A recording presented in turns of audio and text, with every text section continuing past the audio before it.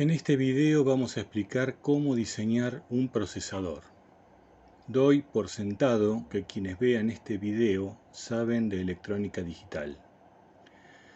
Alguno se preguntará por qué diseñar un procesador cuando en el mercado hay tanta variedad y a un precio accesible. Por dos razones. La primera es simplemente por razones educativas. La segunda es porque nuestro procesador en el futuro nos servirá para el desarrollo de un sistema nuevo de arquitectura de computadoras sobre el que trataremos en futuros videos.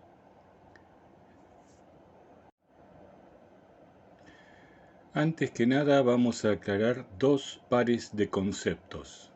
Primer par de conceptos. Por convención nuestra definiremos lo que es un procesador y lo que es un controlador. El prefijo micro se usa cuando se habla de un chip que contiene dicho circuito. Un procesador es un dispositivo que procesa información digital alojada en una memoria. El procesador toma datos digitales de una dirección de memoria o de una dirección de periférico. Lo procesa y lo deposita en la misma dirección de memoria o de periférico o en otra dirección. Por otra parte, un controlador es un procesador en conjunto con su memoria de programa, su memoria de datos y su bloque de periféricos en un mismo chip. Segundo par de conceptos. Existen, que yo sepa, dos arquitecturas a la hora de diseñar un procesador: von Neumann y Harvard. Von Neumann mapea la memoria de programa más la de datos más el bloque de periféricos como una tabla continua, utilizando los mismos buses de datos y direcciones para acceder a las distintas direcciones. Harvard posee distintos buses para memoria de programa, datos y bloques de periférico. Elegiremos la arquitectura Harvard para nuestro diseño.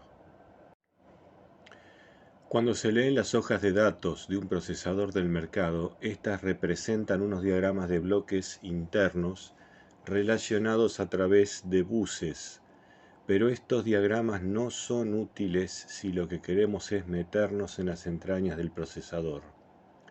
Supongo las empresas que comercializan estos procesadores no quieren que nadie copie sus productos. Para diseñar nuestro procesador crearemos nuestro propio diagrama y para ello lo primero es diferenciar qué características tendrá nuestro procesador. Un procesador tiene en general los siguientes componentes internos. 1. Un conjunto de registros. 2. Una unidad aritmético-lógica. 3. Un oscilador maestro que establece el ritmo de todo el sistema. 4.